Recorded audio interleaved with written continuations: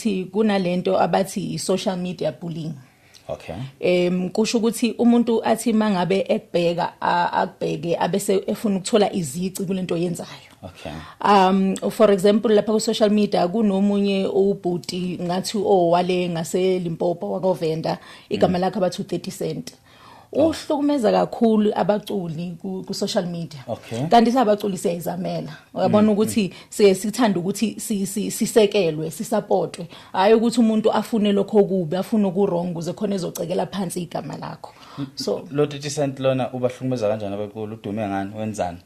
Kusho ukuthi nje umuntu ongathi ngambiza ngokuthi uyi-social media influencer. Okay. Kodwa manje ulandela kakhulu abaculi mhlambe mangabe let's say ukhipha ingoma, uzogxeka ingoma yakho, uzogxeka indlela okugqoka ngayo, uzogxeka indlela okhuluma ngayo.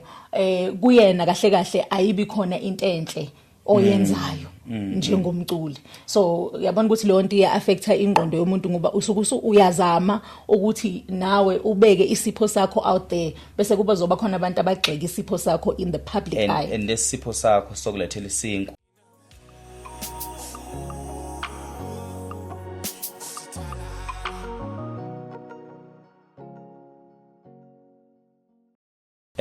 Sanibonani mfethu igama lami ke mina ngokwazi ngakaNsele ngiphuma phansi le enkandla emahlatha amnyama nguntsakatsaka zamabhunu khwinza besuthu ubaxoveni bafana ngefix baxovile bathi awukho umuzo ongakho indoda kodwa uphatha umfazi ngiyanimukela lapha kuKwazi Nsele and his opinions podcast lapho sikhuluma khona njengento ezahlukahlukene siphinde futhi sithinte izihloko ezahlukahlukene sithinte sikhulume nabantu abakhuluma ngezinto ngezimo ezithinta umphefumulo ngabe izimo ezikhuluma ngokwengqondo kuningi ke esigcina sikukhuluma mhlambe sithi masikukhuluma omunye umuntu agcine mhlambe ephatheka kabi okanye enyathileka amakhona ukunokuthi mhlambe usithuke ungavele ubeke nawo wakho umbono. If you want to come forward sizoxoxa, you are always welcome ukuthi sizokhuluma and akhona ama comments ngenzansi ungahleza uPaul.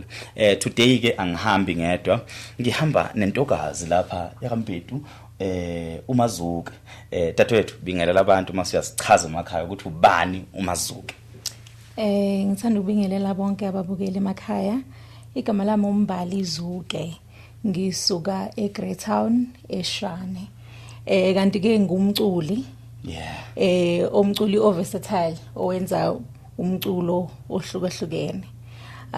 So ngathi into impukani ngoba uchaza nazoyishaya impukani. Into engidume ngayo ke leyo. Oh okay. Umculi mba? Yebo. Uhlobo lomculo ucula. Uthule nje usho ukuthi uyacula. Ngiyacula njengoba sengishilo nje ukuthi umculo versatile. Nanjengamanje nje ngine single ephumile, actually mabili ama single aphumile. So enye ngino Chamagel from Botswana. Udope mos. Culture Spears lo Yes ngiyambona kulenya yes. Yebo, igama lengoma imnandi lento khona ke futhi enye ingoma engiyireleasile ebizwa ukuthi igama lami and it has been trending ku social media kakhulu. Mase sihleli nabantu abakhulu ngizofana kithi kanti wayengasho ukuthi asiswenkeni. Hayi ngeke ufana nowenza umsebenzi. Hayi kodwa ke sithemba ukuthi siyayimesha. Ngaze ngajabula. Makukhulunywa ngoMbali mhlambe because ngi-interested before singene kwi-topic ethi namhlanje. Ngi-interested kule part le ukuthi uliciko. Mangase kuthi uchaza ngomculo wakho.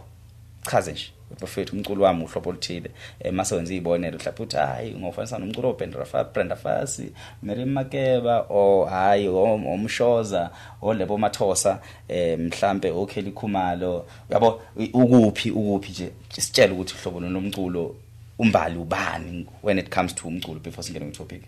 Okay, njengoba bese ngishilo ukuthi uMbali uwumculi oversatile. Okay. So ukusho khona ukuthi bengingathanda ukuyifaka eboxini ukuthi ngithi mhlambe ngumculi weAfro Soul noma ngumculi weMaskandi noma ngoba ngiphiwe ngokwezwi. So ngiyathanda ukuthi abantu bali experience iphimbo lami ngendlela ezahlukahlukene. So ingakho ngayiboxi. So angikwazi ukusho ukuthi ngifana noBrenda Fassie noma mhlambe ngifana noZonke ngoba ngithepha kuwo wonke lawo ma-genre lawo. Ubani umuntu obukela kuyena? Ngibuyela kuZonke Dikana njengoba sengivele ngammention. Hayi kuvela isona. Ngoba nayo versatile njengami. Oh okay, yes. Okay. Ngaze ngasurprised but into engisibona ngithule ngicabanga ukuthi nangenza inkondlo yabo.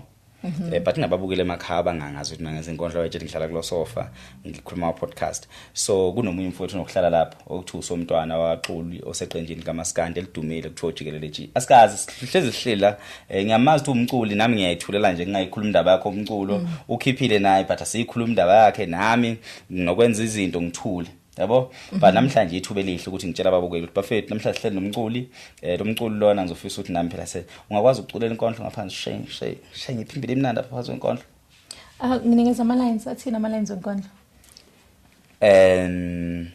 akhuluma ngothando umuntu uthando lubhlungu lumnandi sikhuluma ngothando lubhlungu uthando lubhlungu hayi ukuthi lumnandi sishaya lumnandi ufuna lumnandi shayela umnandi so angithi wena uthe ngiculela inkondlo so nginikeza ama line waleyo nkondlo othando lomnandi okay ithi inhliziyo yami imiyekela ahambe ngizamile ukumncenga akangahlala kulungile ngizophola hayi babo inhliziyo yami miyekela ahambe ngizamile ukuthi ahlale nawe akangahlala kodwa kulungile ngizophola hayi manaka bafana kuhle bani recorder lapho kuhle recorder ndevali soyicula kuyabonga kakhulu sengiyakukhola umculo kangempela but anyways I also did bit of my research bese ngenzela nje nombukelo sekhaya azi I did bit of my research and mangibheka laphana masixhuma ngithi yazini lo muntu esiminvite ngathi invite umuntu right ngabona ukuthi ngathi kwa performa laphana kuma Satma kuma nominations ngabona ukuthi ubusy and I think ngemazamo ukubiza last weekend safica ukuthi angazi kwathu yo performer so yabona leyo nto le yasihlezi bakhona but today ngifisa sikhulume ngezinto ezibhekana nabantu abama artist yes izimo ezibhekana nabantu abama artist ikakhulukazi ngokwesimo sezomnotho nangokwesimo se mental health yomculo i-mental health ke yona Mbali ihamba izifike ezingeni lokuthi ufica ukuthi akekho umuntu owazi ukuthi sibhekene nani iziphi izinto esibhekene nazo from kuma families wethu from emakhaya from kubantu ma social media so before singene kuma financials so ukuze wonke umuntu ozoyi-understand because kuthina sonke singama artist ukuze wonke umuntu ozoyi-understand ngifisa si group esibeke sithi ilento ekuthiwa black tax so before ngifike ku black tax asiqale sikhulume ngama mental health issues abhekene nabaculi ngeabuse abayitholayo from the social media imaphi lawo ma challenges that you think people abangayazi esibhekene nayo noma ama artists abhekene nawo or wena enokubhekana nawo nina baculi esingathi bakhulu ngathi uyazi kuningi njengabaculi noma abantu abaku public eye abaku entertainment esibhekana nakho kunama challenges afana nokuthi kunalento abathi social media bullying okay kusho ukuthi umuntu athi mangabe ekubheka akubheke abese efuna ukuthola izici kulento yenzayo okay for example lapha ku social media kunomunye ubhuti ngathi wale ngase Limpopo wakovenda igama lakhe abathu 30 cent uhlukumeza kakhulu abaculi ku social media kanti sabaculi siyayizamela uyabona ukuthi sithanda ukuthi sisekelwe sisupportwe hayi ukuthi umuntu afune lokho okubi afune okurong ukuze khona ezocekela phansi igama lakho so lo 30 cent lona ubahlukumeza kanjani abaculi udume ngani wenzani kusho ukuthi nje umuntu ongathi ngambiza ngokuthi uyi-social media influencer kodwa manje ulandela kakhulu abaculi mhlambe mangabe let's say ukhipha ingoma uzogxeka ingoma yakho uzogxeka indlela okugqoka ngayo uzogxeka indlela okukhuluma ngayo kuyena kahle ayibi khona into enhle oyenzayo njengomculi so yabona ukuthi leyo nto iya affecta ingqondo yomuntu ngoba usuke uyazama ukuthi nawe ubeke isipho sakho out there bese kuba zoba khona abantu abagxeka isipho sakho in the public eye and lesipho sakho sokulethela isinkwa sengane zakho so uinvestile ufaka imali yokuyistudio wazama ngayo yonke indlela PR marketing everything uvele kuqhamuke nje umuntu one day azohliphiza yonke lonto leyo and then abantu begcina bekubuka ngaleyo ndlela leyo so ku social media ngendlela ukuthi uattack wonke umuntu or specifically nawe akwattack or ukubone nje ngendlela akenza ngayo kwabanye abantu abasesayidini. Ngeke ngibone ngendlela enza ngayo kwabantu abasesayidini nabantu engisondelene nabo khona abanye abaculi khona omunye umculi nje engisondelene nayo kwamenza kanjalo and khona nabanye abaziwayo abanye usaziwayo abenza kanjalo. So uyabona ukuthi lento yam affect umuntu emotionally ngalendlela ukuthi umuntu ugcine sekungabisani nakho ukuzithemba ngoba mayigxeka ngapha abantu bayahamba baye ku page lakho bafike nabo abanye bayalandela leyo nto leyo. Yazi ukuthi akwenzeki ke kuphela shuthi nje abantu abasabalele ngoba nathi KZN sinabo yazi yahlupha lepukane yahlupha khulani philani nenzeni madoda safika kundiza impukane nje ayenzeki kuphela eKZN lento njalo eLimpopo. Bakhona abaningi kunomunye abathi umusa khawula is it Musa Khawule or Musa Khawule yeah. So lo muntu lo wenza into ecishe ifana no Musa Khawule yebo icishe ifana kube khona nomunye okuthiwa slim talk yebo into ecishe ifana exactly kukhona ke nangapha kuMaskandi because mina ngithanda ukuthi Maskandi bakhona ke nangapha kuMaskandi kukhona kuthiwa ngangimbiza because mina ngiyayizonda inhlamba khona nje omunye kulezi insuku obebhizi ethuka umunye umculo okuthiwa uBobo kube khona nenye insizwa evama ukuhlaziya umculo kaMaskandi iyadelela bayadelela labantu fortunately enough akekho umuntu wakwangidelela but nami nje bangikhuluma nje nawe namhlanje khona okwabhala ku social media kwathiwa mina ngilala namadoda ngiyakutshela kwathiwa mina ngithiwa ngilala lamadoda kuthiwa silala lapha ko Santini but so ngizokutshela ukuthi akuyena kuphela u30 cent loyo kuphela wenza leyo nto leyo but baningi bagcwele ku social media and lento ayikho kubhlungu because yasilimaza kakhulu singama artist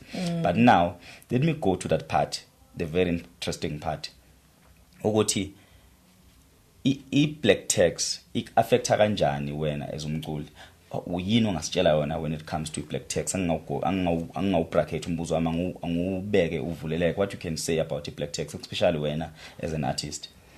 Ake ngiqale ngokuthi ukunakekela umndeni wakho nabantu abaseduze kwakho akuyona into embi mawukuthi njengomuntu ngokwezimali ungcono sesimeni esingcono angifuni ukuthi abantu abeze bathi hey akashuthi akafuni ubalekela iresponsibility cha kubalekile khona kodwa manje kunalento ukuthi yabona njengoba ngumculi kuningi engikwenzayo yebo ngiyabhukwa ngiyoperforma lapho nalapho but kunalento abathi PR so iPR yona ayilethi imali kwamele ukuthi mina njengomculi ngikhiphe imali noma ikhampani engisayine kuye kumele kube yiyo ekhipha imali so mathiwa ngibhukiwe somewhere iyatholakala imali but kumele ngireinvest kule craft ukuze khona wonke umuntu ezosabalala wonke umuntu azokwazi ukuthi angibone ko newspaper kanjalo yonke le nto yonke lo media zonke lezo zinto lezo manje omunye umuntu ake ngithi umuntu mebhekile ubone ngathi hawu umbali uvele TV sho usenemali okay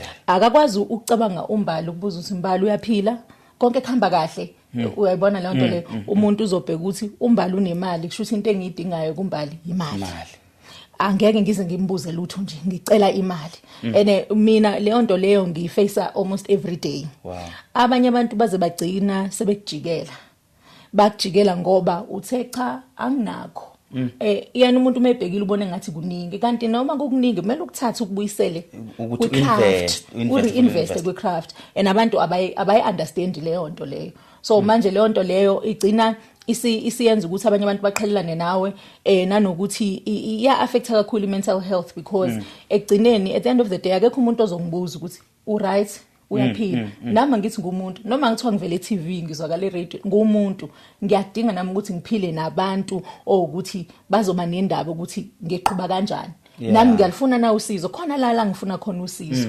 uyayibona into efana yazi wakhuluma nginanokubona ezinye inkulumo lapha ku social media makuvela abantu enami noma ngengisho ngufakazi but do you think abazali bethu usingasakhuluma ngomzali wakho noma abazali bakho do you think abazali bethu bagcina babe abusive ekukhuleni kwethu ngenxa zale mali abasuke beyifuna kutheni do you think ukuthi igcina kuba i relationship toxic have you experienced into kanjalo? Well, I have experienced it. Okay. ukuthi noma ngingize ngisho amagama kodwa njoba ngisho mina ngi-experience almost every day and ukuthi inkinga iba sekuthenini mangabe ukhula unetalent elithizeni Yeah.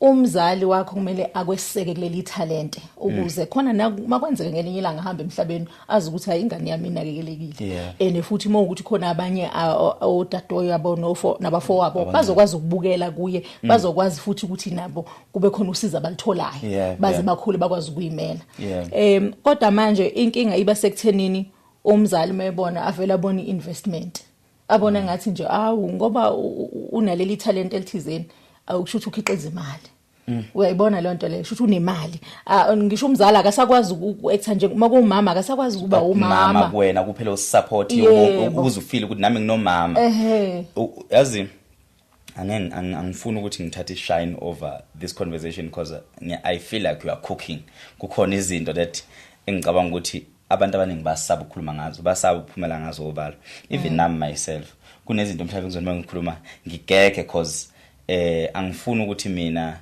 mhlambe bethi osisibami noma abafowethu namba abanye abafowethu laba bamphami kwami nabangibulala nge-black tax ophilana nokhula so angifuni ukuthi bethi how should umfowethu akathandi but or bethi abazali bami ekhaya should ukwazi ukwenza akathanda kodwa kunezikhathi la Mbali ofica ukuthi kwawena udinga support kwawena udinga umuntu ozokhuluma naye akutshela ukuthi kuzoba right especially mina ngisenawo mama nginezingane zakwethu nje kunabafowethu mase kuba ukuthi ngakhuliswa gogo fortunately bo uthu gogo bami basaphila wasekhaya nowasekhaya komama yes so I hope uNkulunkulu amake umuntu angangaqamba manga ngathi angeke ngikwazi ukumbona because ngiyemncwabeni kagogo ekhaya mase ngitheba phila buthu usozokwazi ke I hope as ngikhumbula sekishila ukuthi baphila ayihlaphe khona kanti ngimncwabeni kagogo so ngakhuliswa gogo unokufica ukuthi kwesinye isikhathi ekhaya banokungithinta ngesikhathi la I'm emotionally damaged or I'm going through a lot financially me going through a lot financially ngi situation ukuthi I'm almost depressed kuna difference ke ukuba incane line between ukuba depressed nokuba down so when you down usuku closer to being depressed cause depression iba ukuba down insuku eziningi so usuku down usuku lodwa noma 2 days and then isuke nje ishorta ngomuntu omunye ozokona mase uba down impilo yakho yonke completely yabo so now ngisuke ngidown mangi down so ngidinga umuntu ozongipick up ufica ukuthi kuvele kuqhamuka isituation ethi Kwazi sicela u2000 rand kukuthi nokuthi and then question ukuthi hawo bengithumelele nje imali uyithumelile but kwenze ukuthi nokuthi I'm not saying into enzakalayo but izinto ezenzakalayo kwamanye ama families kuze kuphume namagama ukuthi ucabanga ukuthi thina la ekhaya siphila ngani uma wena ungayifaka ngemali uzube ne feeling ethi should mina la ekhaya mangase kuthiwa angisebenzi ngafana nomuntu ongayena wala ekhaya uzusabe nokubuyela ekhaya uma unganamali ngoba uyacabanga ukuthi mangibuyele ekhaya ukunokuthi ngiyophungula le stress sofike esikhulu stress ngoba bazofika bebheke mina emehlweni ukuthi ukwazi udumile ukwazi siyambona uyehlwenyuka shuthi uyasebenza shuthi imali ikhona and akengekwazi ukuthi ngingahlala ngingaprovide ngemali esinko kanti kwesisikhathi ngisuke ngibuyele ekhaya ngoba ngifuna ukuyozinza ngifuna ukuyopholisa ikhanda so wena usesenabo nabazali usaya yini eshane are you still in communication nabazali bakho if you still in communication would later till kangakanani with this story oqala sona well mina nami umama ngisenaye okay nginobaba okay ngathi well ngirelate ngokuthi ngathi nayo baba ucisha benjalo ayisebenze le art ucisha benjalo kusho ukuthi naye uyilo muntu ukuthi awu make ngathi yazi baba anginakho hayi ukuthi awunakho kusho awufuni kwenzeka kanjani ukuthi ungabi nakho kusho awufuni and manje uyabona ukuthi mina sengikhulile angikwazi ukuthi ngizothi shuthi kumele ngaso sonke isikhathi ngithathe ama finances wami ngwabonisa umzali ngaso sonke isikhathi uthi hayi buka phela ebank okay buka noma nginalokho kumele ngenze lokho kumele kwenziwe lokho ngizele kunengane la ngihlala khona ngiqashile okumele ngikhokhe kunemoto yonke lonto le so uthole engakuqondisisi kahle ukuthi kanjani abone ngathi hayi ngeke nanenye into ke futhi ungabona ukuthi ku social media mawuposta uzoposta la ubukeka khona kunjalo njengoba mina ngomuntu osifazane ngifakele lezi inwele ngathi mangabe ngingayifakanga lezo ngeke ngize ngiposte uyayithola lento lo noma mhlawumbe ngiyigqokele nje noma yini ngeke ngize ngiposte umuntu mebhekile bona ugqoke kahle lapha yana face beat on point uyayibona nje umuhle kusho ukuthi hayi imali ningi kanti angeke uveze lo iside lakho lokuhlupheka nokuhlungu la ubhekena khona nenkingi exactly kufana noma ngihamba ngiyoperforma kumele ngibe muhle kumele ngibe presentable ebantwini uyayithola lento leyo abantu nebebhekile babona ukuthi lo muntu shuthi uyi-artist elinakayo elithandayo umuntu abheke lokho yena angakubheki ngokuthi cha kubonisa ukuthi mina ngiyayithanda njengomuntu akubone nje ukuthi hayi shuthi imali ningi especially nje uhamba ngemoto nje uyazi ukuthi abazali bayakwazi ukukujaja ukuthi wena ukwaze ukuthenga imoto kodwa ungayenzi into ethile ekhaya why ungayakhile indle ethile why unga-extendanga why ungenzanga umsebenzi kabani why ungalungisanga into ezithile uyabona kunento ethile yonakele kodwa ukwazi ukuthenga imoto umzali akhohle ukuthi imoto uma uyi-artist isidingo iyithuluzi elibheke kwi-investment yomsebenzi wakho owenzayo injalo uyabona so ubaba yenhlala kuphi uhlala khona la eGoli ula eGoli Great Town kanti Great Town khona ihlobo so nathuthi well khona isibling kababa ehlala khona umfabo kababa omdala so akuthuthwanga umuzi usakhona so nathi siya ekhaya bangabe ukuthi ama holiday kanjalo so ukuthi yena ushuthi wathutha ngokomsebenzi yethi nayo yobheka ama greener pasture kodwa ke manje ke njengoba umzali kodwa nalawo ama greener pasture wekho enough ufuna lana kuwena la into interesting la Mbali ukuthi iyiphi indlela ekumele umzali ebe nenxumano ekhona between yena nengane yakhe esikhulile mayisisebenza iyiphi indlela umzali akangakwazi ukuthi acela usizo enganeni kodwa futhi ebe khona for i-mental health yengane nokuthi understand nezimo ingane ebhekene nazo because mina ngiphiki kufanele vele kube khona imali esibanika yona but iyiphi approach right ezophinda ibonisa support uma bona bedinga usizo ukuthini ngingathi uyabona ngaqala ekuthenini kuze kube nalezi inkinga so kwenziwa ukuthi abazali bethu abasazi kahle okay nice umzali uyakuzala kodwa akakwazi kahle ngenxa yezimo ezithizeni ke njenganami mina ubaba ngikhule umuntu oyisebenzelayo kodwa ngikhule kuboka baba because ubaba ufoma i-relationship ethizeni ukuthi hayi ingane yami akadigi deep ekuthenini uMbali umuntu onjani uphila kanjani uthandani yini into angayithandi abazali bagcina sebema nalengcindezi yokuthi uzokwenza noma yini engisho ngoba mina ngumzali kodwa umzali makuthiwa uyasazi isimo sakhe yabona mengaqala ngokukwazi njengomuntu njengengane yakhe akwazi uzobe aqeda laphazi nesimo sakho uyabona lapho mase azi nesimo sakho angeke kube lula ukuthi umzali uthole sekagcinezela financially ngoba uzobazi ukuthi impilo yengane yami nje uzobazi naye ukuthi nami la uyakwazi ukungisupporta kodwa ke khona la kumele ngimsupporte khona engacelanga njengengane yami ngoba ngiyabona ukuthi wenza lokhu nalokho ake ngithi thatha lokhu ngathenga isishebe endlini ngoba kukhona ezinye izinto obhizi ngazo uyibona lento manje lento le iqhamuka ekuthenini ingoba abazali abasazi thina abanayo lo interest isikhathi esiningi sokuthi bazi ukuthi ukwazi ubani umzali uzokwazi ukuthi ukwazi ingane yami ngamlethe emhlabeni kodwa ukuthi ukwazi kwenzakalani uright yena ngekwesimo sempilo ngokwesimo sengqondo mentally uright ngokwemali uright ngokomphefumulo khona nanokuthi yini into emjabulisayo yini engamjabulisi yini into ayithandayo yini into angayithandi zonke lezi zinto abazali abaningi abazazi and umzali yena kuphela mayibona wena ubona i-ATM ubona isolution yenkinga abhekene nazo ubona umlungisi. Don't you think ukuthi mhlambe abazali bethu they sacrificed a lot for us ukuze sibe sikhulise sibe ngabangaka?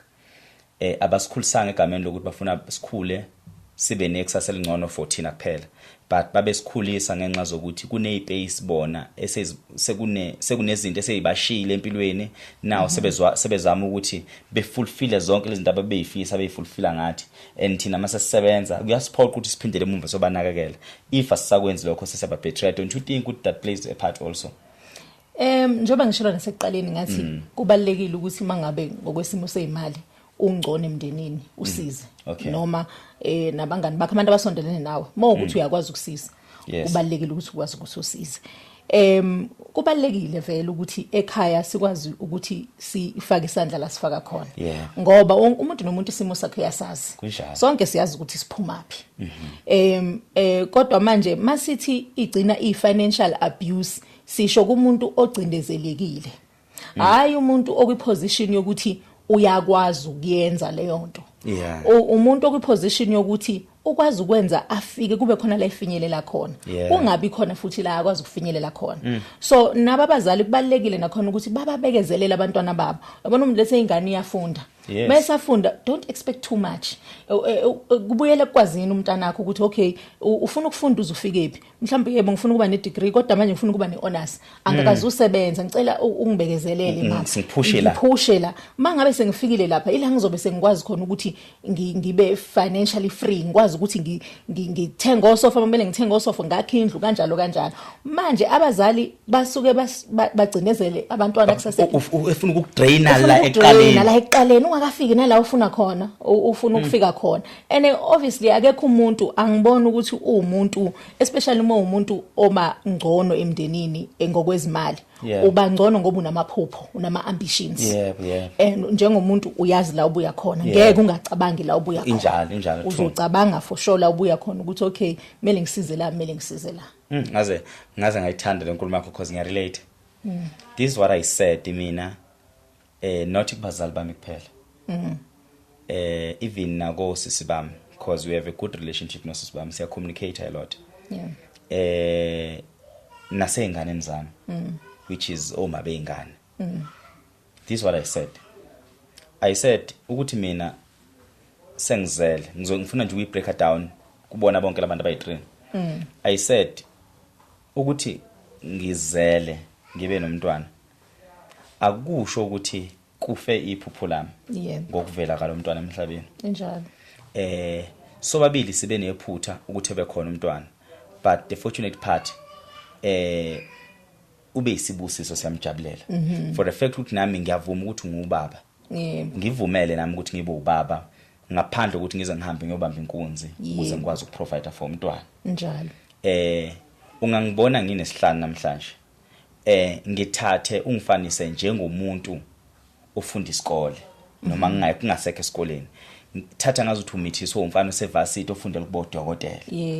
So njoba ngisevarsity kuzophuma imali zemfundaze zawo zo NSFAS and every zonke lezi zinto lezi ezobe zisho ukuthi la varsity kumele ngidle, kumele ngithenge incwadi, kumele ngibe ne transportation, ngibe nazo zonke lezi zinto lezi, right, ngibe neimpahla zokugqoka.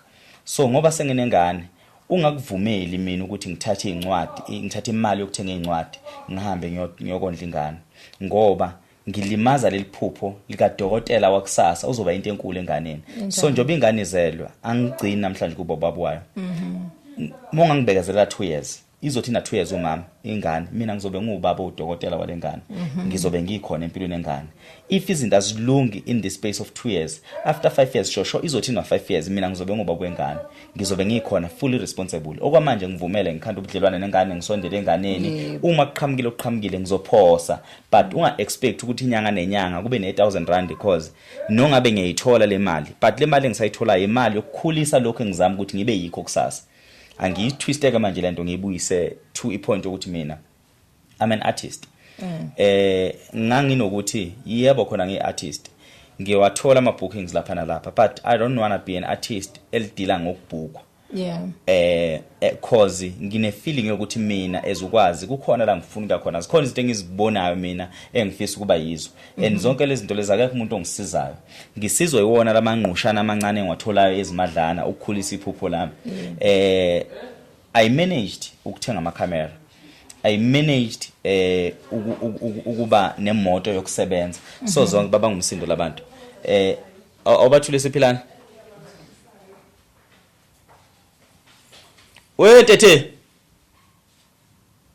siyashutha la ungexolisa so I said zonke lezi zinto ezincane zi-investment towards ikusasa elingcono lezingane zami mhlazane sonke sekuhleli kahle mina ezubaba wengane yami nongabe ingane yami sisa esikole iyokufeel ukuthi nobaba nongabe ingena ka grade R iyokufeel ukuthi inobaba yona ngokuba ngiyobe ngingasaswele lutho nongabe yini ifuna yobusithola angifisi ukuthi ngize ngihamba ngiyobe yisecurity nayo leyo madlana yobusecurity ngiyithathe ngiyiphose enganeni ngoba akukho guaranteed ukuthi ekukhuleni kwayo iyokwazi ukubuya ingikhumbule ufica ukuthi ngavimba into zami ngenxa zokuzalwa kwayo that's why phela ufica ukuthi umuntu ezebe nenzondo nengane akayizele ngoba ufila ukuthi ngamisa izinto zami ngosuku ukuzalwa wena unfortunately thina amadoda siyakwazi ukulidoja lelo bullet but abantu besifazana abakwazi ukulidoja lelo bullet ngoba ingane isuke ihleli naye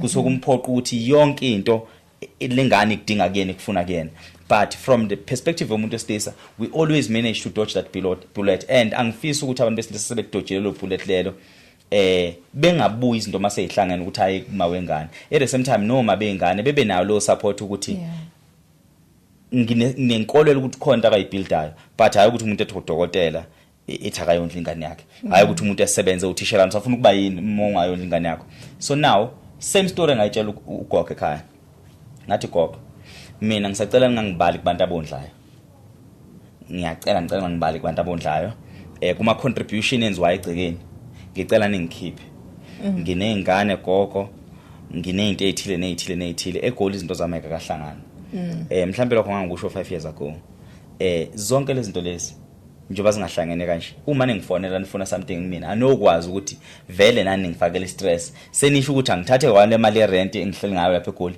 ngiyilethe nizokudla ngalo ekhaya mina ngizohlala emkhukhwini eminyango yes mina ngeke ngidle egoli ngizoba frustrated kanti lo msebenzi ongenzayo ngidinga ngisober minded ungidinga mina ngikwazi ukinvest mhlazane gogo izinto zami sezi right angeke nicele lutho kimi kodwa niyobona ngezenzo niyobona izinto ishintshe ekhaya and fortunately enough ugogo kwazile ukuwitnessa ngenza izinto esaphila yabo ukwazile ukubona ezinye zezinto esaphila ukuthi nayi into ukwazi kwakhe ekhuluma ngayo to a point ukuthi sisibami babenede bebamba amatoho ngikhumbula even to a point ukuthi behambe beyosebenza ezikoleni besathola amatoho bethola imadlana ufice sebezama bahlanganisa bafaka ama tiles ngimdala ngalosikhathi ngithi ningangibali angishongo nje mina ukuthi iphupho lami ngifuna ama tiles noma senifasi mina ngizothatha imali zamatoho ngifaka ama tiles ngize ngithi welisa yindaba ungathathi le mali uyibeke uhambe uyigoli uyozama indlela ukuthi uzuthola isikole uyifundise ukhule nento zakho zokufunda so basically ufika ukuthi abazali aba understand that part now coming back to you do you think ubaba wakho unayo lento le ukuthi unamkweleta unayo unayo kakhulu ngoba futhi ubaba ke nje uyilomzali ukuthi uzothi hayi phela ngakulethe emhlabeni angakulethe emhlabeni ngaleso sikhathi unencindezi so unakho lokho ukuthi hayi ukushuthi uyangikweleta mina ngakulethe emhlabeni uyangikweleta wena kufanele kahle kufanele kanti ke futhi nokuze emhlabeni phela kwangayona ichoice yami nami ngayibona sengiqhamuka nje sengiyilanda nje kulezimo zomhlaba ingakho bengisho futhi ukuthi okube kuthiwa yena ubengazi ubezobona ukuthi enye into futhi ebakhona ukuthi kulokho engizomnika khona abe nokuthi akwanele hayi shemba appreciate ake ekhaya yake akwanele waye uzonginikeza imali engaka kanti mina ngithi mina ngingathengela ingane zami isishebo ngiyithengela amateki ngiyithengela ukuthi ngale mali uyabona ukuthi ukhiphe imali umuntu uthi uyamupha ngenhliziyo yakho yokuthi nginika umzali wami imali uyayibona lento le bese ethi hayi kwenta futhi nginodadewethu ke khona isikhathi la udadewethu naye sho wayeyifakela lokho akufakayo kanti kwasho ukuthi kuyafana so manje sithola ucingo lokuthi kahle nina yini nitshelene ukuthi kumele ningifakele le mali nithi ngizokwenzani ngale mali mase siyabheka yibo kanti thina singenza kakhulu kungcono ke nina nangaqhathaniswa kunamakhaya la ufica khona izingane zomuntu oyedwa ziyaqhathaniswa kuthiwa nihlula usibanibani yabona usibanibani mncane kunawe kodwa nje wakhumuzi yabona ubuka nje indle ekhanda usibanibani lekhaya wena umdala kodwa awukwazi ucabanga nokuthi nje uzungithengele ngisho nosofa la endlini angikwazi nje mina ngibona ngalosikhathi leso indimo oyidlalayo ekhaya inkulu kakhulu just that bona bayiboni ngoba ayizi ngevalue of imali bona they think ukuthi uyingane yabo kuphela ngoba nakho kunemali ohlezi uyiphosa etafuleni and ubuwazi nokuthi kaXhosa nasebelungwini emaXhoseni akuphoqa ukuthi yazi bondla abazali ikhona na i-black tax but akubaphoqi yazi bengazi ebalungini ukuthi ebalungini hayi kunalokho ebalungini noma usumdala uthola abazali bakho bakufakela imali noma ususebenza noma udokotela noma uyi-accountant bakufakela imali yebo cause le nkulumo manje ngikhuluma mangithi ukuthi ingane eyami akupheli ngoba isanda kuzala nongabe ina 100 years ingane yami isazomdinga ubaba njalo nje ingane imdinga la ubaba imdinga izelwe kumaphempasi imdinga izongena isikole grade R imdinga ingene primary imdinga izongena high school imdinga evarsity imdinga izoshada imdinga isemzini wayo yes so akukho la khona ubaba noma umama wengane akangafunakala enganeni yakhe njalo ingakho noma sebeyadala sibangaka mina njengoba nginganayo umama nobaba till today mina ngisabadinga yabo ekubadingeni kami futhi ngiyabona ukuthi ngabe iningi indima abayidlala empilweni yami so why ufuna ngitatazeliswe mina ukuthi sengizele namhlanje engazi ukuthi lengane mayisiyongena eprimary mina ngizobe ngingasekho izobe ingasangidingi lengane ngathi futhi idura kakhulu masingena evarsity yabiza idura masingena evarsity lapho ke wena mzali ke wawulahlekile mfethu usekhona ithuba lapha ekhaya awubheka ingane yakho lapha iyongena evarsity uma ngase nje uyenganeni yakho ufika ukuthi ngane yami imini ubaba wakho ngakulahla 20 years ago ngibuyile namhlanje senginemali sengiright ngiyazi ukuthi bengingekho empilweni yakho isikhathi eside kodwa ngoba sengikhona ngobaba wakho and ngiyazi nje usevarsity uzongidinga kakhulu sengibuyileke mina ngizobaba wakho thathe ngazi ukuthi namhlanje khani uzalwa thathe ngazi ukuthi today usuku lakho lokuqala ubona umzali wakho ngizokwenza konke okufunayo yazi lokho ngingayishintshi ize iyoqeda yazi ukuthi mina ubaba wami empilweni yami ukuthi adlala indima Mbali ubaba umdlala indima ngo2013 2014 so ukhulini eminyakeni yonke ngimazi mina ubaba ngingazi nalutho lwakhe ekhona ephila nje emhlabeni kodwa ubaba mina nginenkolelo ukuthi akayena umzali wami engaze kuthune indaba nami until mina ngaze ngawubaba nga-understand ubaba webhekene nani fortunate enough akungificanga ukuthi mina ubaba ngimxolele ngoba eseshonile washona sesingabangani in a space of 2013 14 15 16 washona ngomuphi nyaphilani baba 2016 17 kanjani ngamazi baba washona nini mfana khula washona nini baba 2016 ubaba washona 2016 so ukushona kababa ngo2016 sase singabangani sesu7 numbers checking ukuthi before 2013 sasingabuka nobukana ngangithi le ndoda nje le mina engifunda le ndoda inandaba nami mhlazana efika kubo ubaba empilweni yami akafika ngezodinga wafika ezothi mfana wami bekungekho usukhulile uyindoda nongabe kuthiwa wena uyasebenza wena uyangidinga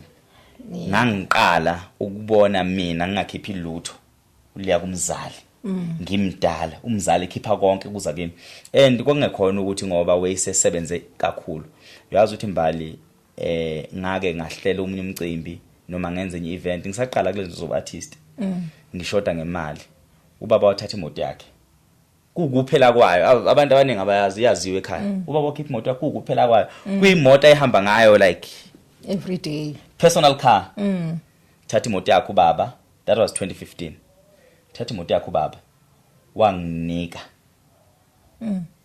wathi asambe siyobambisa ngayo kumashonisa Nkosi waba umzali umashonisa wakhipha imali and leyo mali ayikhipha yayingafiki nakwi price yemoto nakwi value yemoto.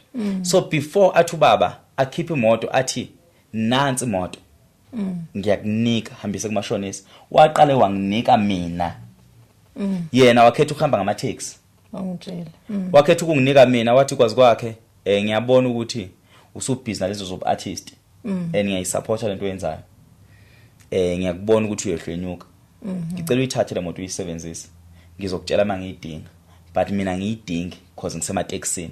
So ozakwethu bazongithatha bengihambisa endlini ngihlale ngisemsebenzini, so akungiphoqa ukuthi ngibe nemoto. So thatha nansi imoto uyisebenzise. Ngikutshela ukuthi le moto leya ngangiyisebenzisa throughout. Ngispace lesibaba nje esifikile empilweni yami, hayi ukuthi sasazana ubaba kunje kubaba ukuthi ubaba nami ngibone nganasidinga.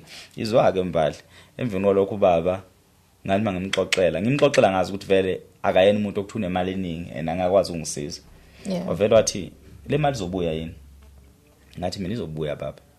Wathi hayi noma ngabe ibuya kodwa ngicabanga ukuthi banika abantu iphepha lemoto, ayithi imoto ayisebenza naye, wathatha iphepha lemoto hambe ulinika labantu laba bekunika imali.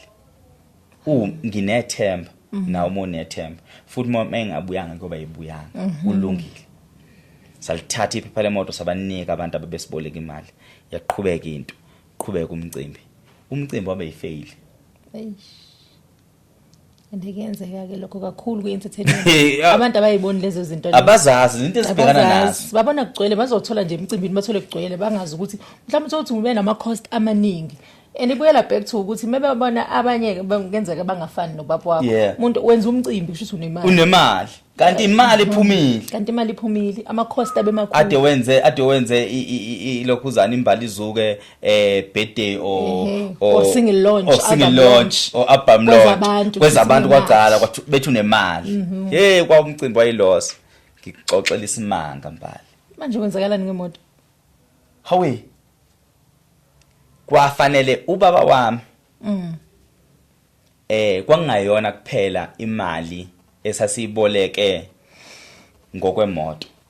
Kwakukhona omunye umfowethu wayizama kuleyo ndawo leyo ngendlela ayizama ngayo, owaphinda futhi wasiboleka imali ukuthi niyokhipha ukuthi sikwazi nusingakhipha imoto, ukuthi sikwazi ukuhlela lo mcimbi. Ubaba ukhona uyayibona zonke lezi imali engizibolekayo ngiziboleka in a form of sponsorship. Kodwa ngithi ngizoyibuyisa umcimbi usuphelile. First thing enzo ubaba wa realize ukuthi imoto yakhe isidliwe. But wayine feeling ukuthi impilo yami isengozini. Into oqala kayenza wa driver wayalanga ngihlala khona. Wafike wathatha zonke impahla zami. Wathi hamba kwazi ekhaya awukho safe. Like as I'm saying this, maybe now nenhlanhla okokuqala ngixoxela into on a public platform. Wathi Kwazi hamba ekhaya, wathatha zonke impahla zami. Wahamba uyibeka kwakhe. Wayese yena wawubaba. Leya protection njengoba ngitshela ukuthi akukho la kugcina khona ukuthi udinga umzali. Injalo nje. For the first time nami ngazizwa ngiyingane ngathi ubaba wamaphambili wathi ingane yami le. So whoever onale situation ngicela adile nami. Ngathi ngisakhathazekile ukuthi imoto njani wathi no relaxa. Imoto ngoba usaphila emhlabeni sisasebenza. Mfana wami so sebenza. So ithenga imoto. Mina ngithi ungayilose focus to whatever that you're doing. Sebenza akwazi ukuthi okuqala empilweni yakho uzothenga imoto. And le moto masiyithenga kuzobe kuyethu sobabili. Ngoba mina still angidinga imoto. Ungenzela wena ukuthi ube nemoto. But as today qala ke manje usebenzela ukuthi wena kumele uthenge imoto. Ngitshela ukuthi izinto zami unfortunately kubaba wagcina wadlula cause bese emkhakha wamatekisi. Bamdubula washona. Fast forward izinto zamzama ngaba ne stress cause he became more of my best friend. And then mayishona izinto zamzama. Ngaba nephupho elithi hambi uyethuneni kababa wakho, ubaba ubeyiwele, so ube ungayena umuntu owenzela imisebenzi, ube ngayena umuntu oshisela impepha cause lisaphila linyiwele. Ngoba nephupho ethi hambi uyethuneni kababa wakho, umtshela baba ngizoyithenga imoto. And le moto mangiyithenga ngizoyibiza ngawe cause ushone sibekela imali yokuthenga imoto. Ngahamba ngayithuneni kababa, ngimdinga noma esefile ubaba ngiyibona ngimdinga noma esefile ngayethunenika ekufeni kwakhe ngiyingane ngafika ngathi baba ngizoyithenga imoto washona silahlekelwe imoto ngizoyithola ngikutshela Mbali akuphelanga ngathi umlingo lo akuphelanga neviki iviki or 2 weeks izinto zalunga ngathenga imoto hawu iBMW my first BMW ngayithenga after ngiqeda nje ukuyobika le nto leyo that was 2018 if I'm not mistaken ngiqeda ukuyobika le nto leyo so into engizama ukuyichaza kumbukele ekhaya ukuthi kufanele kuhlezi kukhona ubudlelwane between ingane nomzali injalo ingane iyasebenza kodwa umzali akayeke ukuthatha konke okungama frustrations nezinkinga zasegcekeni nezinkinga azibeke enganeni injalo ngoba kwakhona lokho kuyi frustration instead ukuphi support ingane kwenzakalani bafuna ungena ningangena no abaphathi bakho ningangena sanibona ningama nje khona lapho ningayi ngapha imani khona ngalapha so igcina ingane babukele ekhaya phela sine artist namhlanje so iartist manje sengena ikhulu ngiyacela kanje vile ukuthi kwenzakalani senimukela ningabuka nje khona nimngalapho ngoba niza ngapha kuzoba nama reflection so kugcina kuba ukuthi umzali yena ethatha wonke ama frustrations ewabeke ephekwe ingane yabo so now isiphi step wena as umbali that you can say as an artist or as the fellow artist inansi indlela ongahlubuka ngayo kubazali kunabantu abanohamba umuntu avela shiya South Africa mbohlala eMozambique eBotswana wahambe yoqala impilo yakhe ephesheya kwelwandle wena as an artist yipi indlela ongakhanda khona ispace sokukhulisa ibrand yakho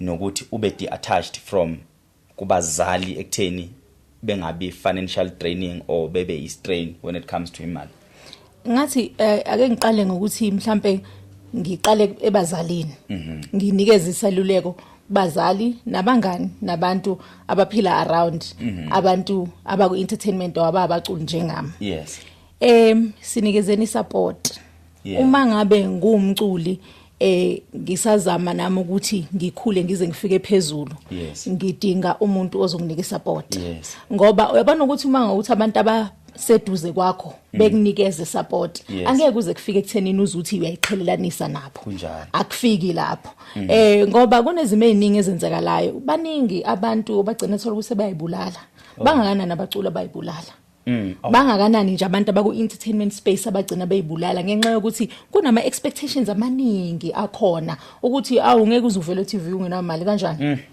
angeke sikuzwe radio ungenamali kanjani shothi unayo angeke wenza ama events njengoba ukhuluma ngale event ngeke uwenza ama events ungenamali kanjani shothi ikhona imali uyabo ugcina sowugcinezeleka ake ngithi uma ngabe ukuthi kuyafike esimeni sokuthi leyo support awuyitholi mhlawumbe njengomuntu kumbalekile ukuthi zinakekele wena ngoba mangabe kumele ngihambe ngiyoperformela abantu noma mhlawumbe ngine interview kuphi yima ngithi uqobo lwami so I must be in a good space if kuukuthi mina ngithatha yonke ingcindezi ngiyifaka engqondweni nginakekeli mina emotionally and ngingabi nawo no ubalekile into mongenayo nayo akumelanga uzuye komashonisa usetholakala sekuthiwa hayibo bankrupt ubonakale kuphi akanani ngenxa yokuthi uyazidraina wena as umuntu ukuthi ufide abanye abantu uzikhohle wena uyayithola lento. Did you know ukuthi even ama artists angena kuma drugs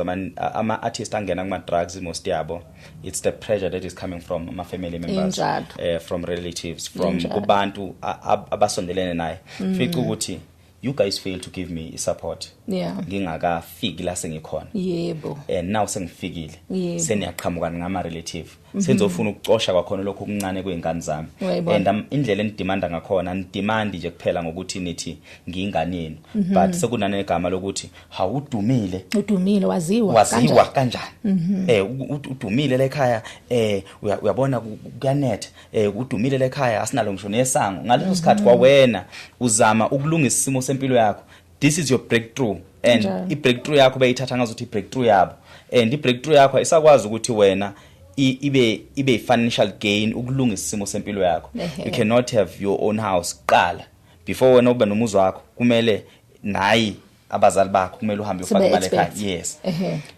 So wena as umbali now sesizoyivala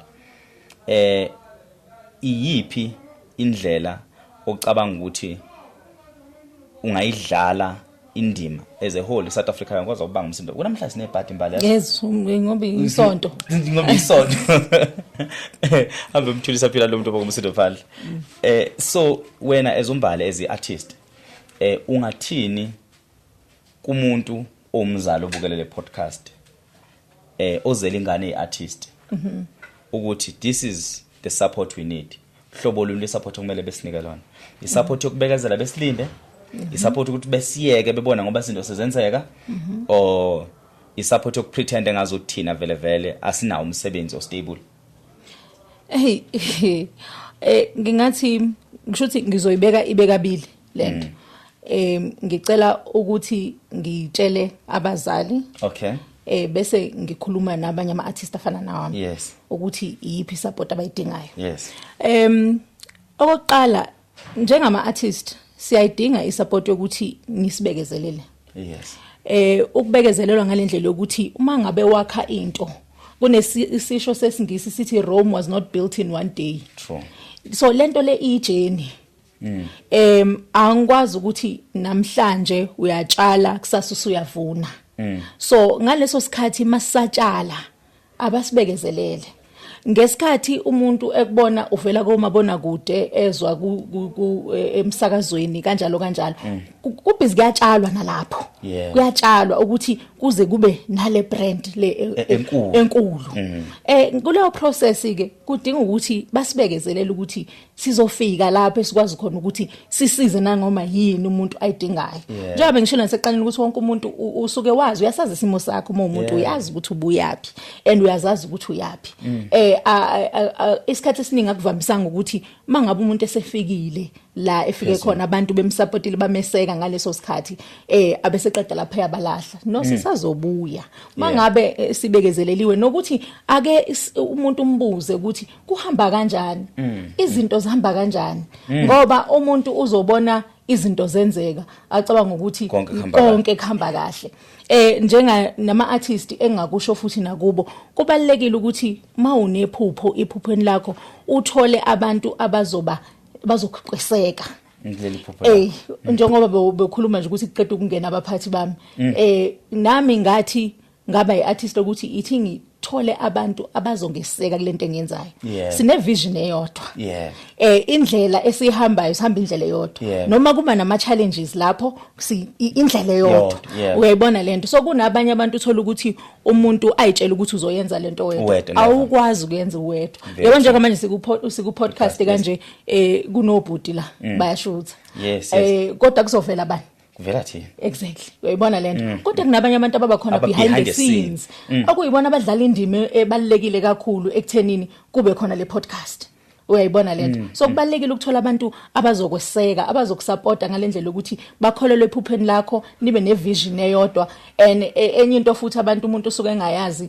nokuthi umuntu makakubonile lapha kumabona kude ucanga ukuthi kusuke kwenzeka nje kusuke kwenzeka kwesinye isikhathi akuseyimi njengoba ngisho njengoba ngiyi-artist it's not me uyayithola lento kuvela mina lapha kunabantu behind the scenes abenza lo msebenzi and kufakwa imali la and then ukuthi uvele ku TV ugogo umali lapha ubaba lapha usefuna futhi zona lezi imali eti iphume kuthina kuze ingene lapha uyayibona ezinye ayiphumi nakimi mhlawumbe iphuma vele kwi-team yami so ukuthi kushuthi unayo ngeke kushuthi bonke ungayikhipha kanjani imali yokuthi wena ubonakala ephephandabeni kushuthi unayo ubonakala uhamba ngeMercedes enkulu kabi uyayibona lento le kanti nalo Mercedes bekuhlobo lwe-PR yayibona uthola ukuthi ngaleso sikhathi bebathi hayi ngeke phela uze mhlawumbe uhambe ngeenyawo ithi sikweseke ngoba phela sihamba lendlela sonke ithi sikweseke nathi thatha imoto mhlawumbe ka road manager kanjalo uyayibona sesivalele emakhaya from Mbali Zuke in the next few years and I know ukuthi abantu basazokubona ikhathe eyiningi in the next few years angeke ngibe ku 5 years angazi ukuthi sikhuluma nge-relationship usibona in the next 5 years so I don't know why they chose 5 years so say in the next few years wena as umbali ikuphi ofuna ukwenza okungaba ushintsho to industry? Kukhulu. Okokuqala njengoba bengishilo ukuthi ngumculo versatile. Yeah. Ngifuna ukuthi nabantu bayibone ukuthi nalento yokuthi umuntu aziboxe akulunganga. Yeah. Ngifuna explore different avenues emculweni, different genres. Ngelinye ilanga bazongithola ngicula ngolinye ulimi. Yeah. Kodwa ngumZulu. Yeah. Ngicule ngezinye ilimi. Ungithole sengicula ngesivenda. Ungithole sengicula ngesitsonga. Kanjalo ama languages ahlukahlukene. Ukubonisa ukuthi phela kahle ukucula kuukuthi kuyakwazi ukuhila umphefumulo womuntu. Yeah. So mina njengomuntu akumelanga ukuthi ngiphelele la ukuthi ngithi ngiphelele la kwelakithi ukuthi ngihile lemphefumulo. Ngizoba umuntu ukuthi ngiyasabalala yonke indawo. Ngipholisa lemphefumulo. Umuntu nangelanguage azoyi-understand. Uyayithola lento le. So kuningi kakhulu kuningi ama-plans maningi kakhulu nanokuthi ensukwini ezilandelayo nje kungasekudala ngeke uphelele lo nyaka ngingayikhiphanga i-EP eshisayo. Abantu kanti futhi kuzoba kungasiyona into umuntu ayiqagelile ukuthi umbala ngayenza lento. Yeah. Oh, okay. So kunabaculi abaningi abahlukahlukene la South Africa. And fortunate enough sikubonile sibe nenhlanhla yokuthi sisondele eduze kwakho mhlawumbe ngonyaka ozayo uzobe nawe ungasatholakala, right? Semaningi ama bookings usuyisiphithiphithi. Ufuna ukuthi mawukhulu uyaphezulu erufini uzibona ukhula ufika kubani noma udlula bani? Kubacula bakhona only females. Ngizibona ngidlula ezingeni loThayila ngithi yabona uThayila uinternational. Yes. Uyisiphithiphithi. Yes. Uperforma ko Victoria's Secret kanjalo. Ngifuna ukuzibona ngilapha ngidlula lelo zinga lelo. Kodwa ngolimi ngolimi lesintu ngoba liyafinyelela nalo. Ulimi lesintu. Enye into abantu abangayazi ukuthi uyabona mangabe isintu sakho sibonisa abantu abangaphandle bathanda lokho. Abayithanda into efana neyabo. Kwamela ukuthi ubonise ukuthi ukuba umZulu kuyini. Ukuba umSwati kuyini. Ukuba umVenda kuyini. Uyabona zonke lezi zinto lezo. So kubalekile kakhulu nakhona ukuthi ama roots singabakhohlwa. So mina ngifuna ama roots nale phesheya kwezilwandle bawazi. So if given a chance kuthiwa le journey okumele uyihambe ukuzuze this biggest thing. And this biggest thing iqhamuka kusasa as an artist uthi I retire kungaba yini? Into nje ngafika kona kusasa kuthiwa yazini imizamo yeni enenzayo nina abantu bePR nabantu bemarketing lendlela enizama ukuyihamba ukuthi ngithola into ethile mangase nje kuthiwa kusasa uyithola isikhona ngizokwenzela ke ibonela ukuthi kukhethise. Izithi imali eningi uyiye kumculo uthi I retire or udumo oluningi udume njengo Michael Jackson without imali? Between these two things. Why without imali? Why option 2 uduma without imali? Angithi ngiyakufela futhi. What's your best achievement oyibhekile? Is it being famous ukuthi umbali ucula kahle? Okusasa uthola imali loyidingayo. Yonke lento le mayenzeka you retire. So ufisa ukuthi retire as umuntu owenze impact enkulu emhlabeni because udumo luza ne impact. Ufuna ukuthi awenze impact enkulu but unganamali. Ufisa ukuthi ube nemali but okay. Uyazi ukuthi wayengibuza ngoba mina kulezi zinto ezishilo eyami option ayikho kodwa ke iimpact ibalekile. Okay, cool. Mina for mina ukuthi ngireach out enhlizweni zabantu. Njoba ngishilo ukuthi umcilo uyakwazi ukuthi uhile inhliziyo yomuntu. Umculo uyakwazi ukuthi uphilise. Kenzeka uthola ukuthi awukho right emotionally kodwa ulalela ingoma ethizeni bese uzizwe ngathi usungcono. Mina okwami ukuthi iimpact ibalekile. Ngifuna ukuthi mangathiwa ngiyahamba emhlabeni ngoba ngeke ngize ngiretire umculo ngiyawuthanda. Mangathiwa kufika isikhathi ukuthi ngiyahamba emhlabeni ngibe ngenze impact enkulu. kahle bengingafiswa nokuthi imali bekhona ngithi phela kumele sibuye sikhumbule ne-black tax. Yes, sikhuluma ngayo. Bengingafisa ukuthi imali bekhona kuleyo option ukuthi impact nemali. But ke okubalekile impact ngoba ke kuthiwe uma ngabe uhamba emhlabeni yini abantu into abazoyikhumbula ngawe. Kumele usale enhlizweni zabantu. So angeke usale enhlizweni yomuntu ungabanga ne-impact e-positive. So yiyo mina into ngifuna ukushiya i-footprint njengomculi ukusho ukuthi uMbali Zuke wayekhona la. So the day you choose ukuba umculi why consideration into ukuthi kungenza kungabusagana? Ngenze ngingasagani. Yes, well the day ngichoose ukuba umculi ukuba umculi angikuchoose ngwangichoose mina. Yes. But ke into engirealize along the way ukuthi mangabe umculi especially umuntu osifazane baye bathina bebheka babone ngathi mhlawumbe uyaphithizela. Ngoba ngisihlangana nabantu abaningi abahlukahlukene. Yes, that's true. Mangabe ukuthi ngendaweni ngihlangana nabantu besilisa ngisebenza kakhulu kuphela isikhathi esiningi entertainment dominated by abantu besilisa. Yes. Kuba nakho lokho ukuthi babonakale ngathi ayi mhlawumbe lo ulula. Kanti ke futhi nabo abantu besilisa nabo uqobo lwabo besides ukucabangela umculi nabantu besilisa bebona ukuthi uhlala uvela le shuthi ulula shuthi utholakala kalula kanti ngoba umuntu abantu kumele uhlele nabantu ngeke phela ngihlale kodwa ngizothi thingana umculi wami ngizothenga kanjani improve uyabona so kuba naleyo lo challenge ukuthi akekho umuntu ofila esikhathi esiningi abantu abafili secure enough ukuthi ngingamshada lo muntu ngoba ngizothi ngiyamshada especially nayo uthola ukuthi akekho kule ndima akazi kwesinye isikhathi siyahamba kantina siperforma kakhulu ukuthi ngiperforma kakhulu kwamazwe angaphandle njengokuthi njoba ngenzele liculo nomculi waseBotswana uChamakela nginokuhamba uthola ukuthi ngiyahamba i-weekend yonke wonke ama weekend ngiyahamba ngiyaperform eBotswana. Uyayithola lento umyeni wakho kuphi umyeni ukuphi ngaleso sikhathi nabaphathi ngabona abantu besilisa manje uyabona ubona umyeni uzoba comfortable yini manje hayi phela abantu besilisa kusebenza nabo bayazi ukuthi kusemsebenzini la angithi abantu sesivala last question umuntu obukele lento ekhaya ngifuna sibhekele camera le because you're main camera yethu so umuntu obukele lento ekhaya mhlawumbe ubona intombi enhle la engihleli nayo phambi kwami unombuzo ukuthi ngabe intombi sithathiwe yini uyabuza lo mbuzo ubuza ngempela